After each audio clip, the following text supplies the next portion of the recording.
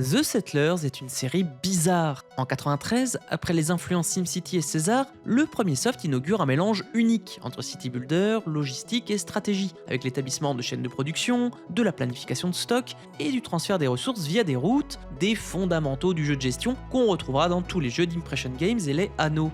Le futur s'annonce alors prometteur et pourtant Blue Byte n'arrive pas à maintenir un focus unique. Il s'oriente vers l'organique dans le 3 et le 4, vers le STR dans le 5, vers une sorte d'alchimie dans le 6 et le 7, et finalement vers le STR basique dans le tout dernier opus New Allies, universellement boudé.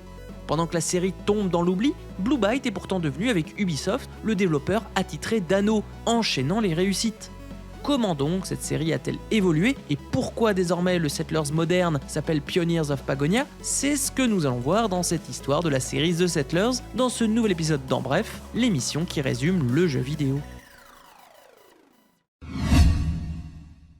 Les Allemands de Blue Byte écument le jeu vidéo depuis 88, essentiellement via la série de jeux de tennis Pro Tennis Tour entre 89 et 92 et celle de tactique au tour par tour Battle Isle entre 91 et 98. En voulant développer un god game à la Populous, le studio s'oriente finalement vers une simulation économique sous la houlette de Volker Werty, avec le médiéval The Settlers en 93 et l'antiquisant The Settlers 2 en 96. Les deux jeux ont ainsi le même principe. Vous posez divers bâtiments, ce qui s'apparente à une cité, et vous les reliez via une route. Ces bâtiments sont des producteurs de ressources, comme des bûcherons pour le bois, des transformateurs de ressources, comme la scierie pour transformer le bois en planches et l'utiliser dans des constructions, ou encore des entrepôts pour stocker le surplus.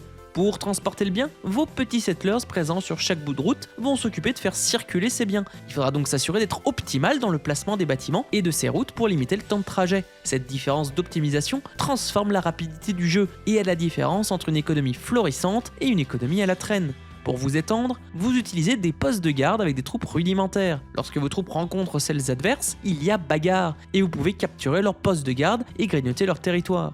Pour avoir suffisamment de soldats en proportion, il faudra donc produire suffisamment, avec des mineurs dans la montagne ayant besoin de nourriture, des forges qui tournent au charbon, des producteurs d'armes et de boucliers pour équiper vos chevaliers, de l'or pour améliorer leur morale, jusqu'à enfin les envoyer conquérir des postes de garde pour grignoter le territoire adverse. Le combo entre économie, militaire et logistique permet de s'assurer d'un titre efficace, assez populaire pour l'époque, avec quelques centaines de milliers de copies écoulées pour les deux premiers opus. Les chaînes de production sont variées, que ce soit pour produire des outils pour les travailleurs qualifiés, de la nourriture en transformant le blé, ou des coins de forêt avec des forestiers et des bûcherons, tout ce qu'on retrouve dans les jeux Anno. Mais surtout, le 2 s'est offert une nouvelle jeunesse en 2006 avec The Settlers 2 10th Anniversary, considéré par les fans comme le meilleur jeu de la série.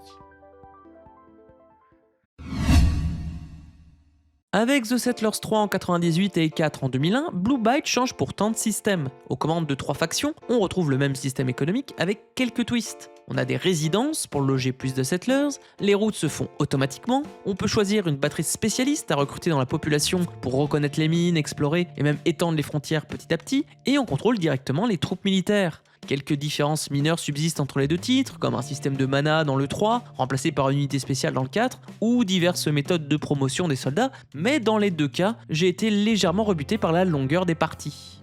Ubisoft rachète le studio en 2001 et c'est sous sa houlette qu'Ubisoft Blue Byte publie la suite des The Settlers en changeant cette fois considérablement la recette. Le 5e opus, Heritage of Kings en 2004, se présente ainsi comme un STR pur jus, avec des héros, des escouades d'unités à mener, des paysans pour collecter initialement des ressources avant d'automatiser le tout via des bâtiments de production ou d'amélioration de production et diverses recherches technologiques. Le système économique est donc simplifié au profit d'encore plus d'actions, mais le tout est vite répétitif, d'autant qu'en dehors de la campagne où on affronte des légions obscures, les escarmouches sont avec des IA passives. En 2007, Rise of an Empire conserve la patte STR avec des escouades de soldats et l'établissement de points de contrôle dans des provinces, avec un système économique reposant sur des gisements de ressources à exploiter, mais qui prennent beaucoup de temps pour être menés au quartier général et quelques routes. On trouve également une ressource étonnante, les épouses, pour lors des festivals améliorer la productivité, mais j'ai été vite lassé du titre. Path to a Kingdom en 2010 change encore son fusil d'épaule en améliorant la partie économique, en remettant en place de vraies chaînes de production et en s'étendant province par province façon 4X en vainquant les troupes neutres pour récupérer le territoire et exploiter les ressources locales. Les troupes sont cette fois inspirées de la Renaissance avec piquiers, arquebusiers et canons. Et c'est selon moi le Settlers moderne le plus abouti. Quel dommage donc que l'History Edition ne lui rende pas plus justice. Après de multiples reports, la série revient enfin en 2023 avec New Allies, à la main d'une des 3 entités qui composent désormais Ubisoft Blue Byte, à savoir Ubisoft Düsseldorf. Et c'est la douche froide. Les chaînes de production sont simplistes, la nourriture sert juste à booster certaines productions, et il est en fait nécessaire de maxer des troupes pour attaquer les adversaires avec des options d'escarmouche limitées. Ce STR simpliste ne ressemble plus trop au jeu de gestion d'origine, et au vu du succès critique et commercial limité, signe peut-être la fin de la série.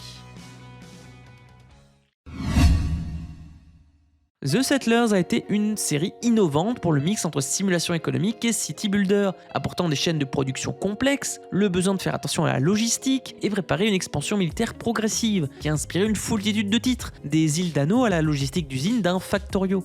Pourtant, cette équation des 2 premiers opus a été difficile à maintenir sur la durée. Le 3 et le 4 réalisent un léger virage vers le STR, le 5 le fait un peu trop au détriment de son gameplay économique, le 6 tâche de réintégrer un brin d'économie avant une synthèse plus réussie dans le 7. Le dernier titre sort quant à lui du lot pour de mauvaises raisons. J'aurais sûrement passé plus de temps sur les opus 5 à 7 si les versions History ne faisaient pas le minimum en matière de résolution d'écran et de nombre de FPS. À quoi cela sert de sortir des simili-versions remasterisées si ces titres sont incapables de gérer le 16/9 ? C'est la preuve du peu de cas que font Ubisoft et Blue Byte de leur ancienne série phare, préférant j'imagine s'occuper de la série Anno qui concentre désormais la réussite critique et commerciale. Dommage.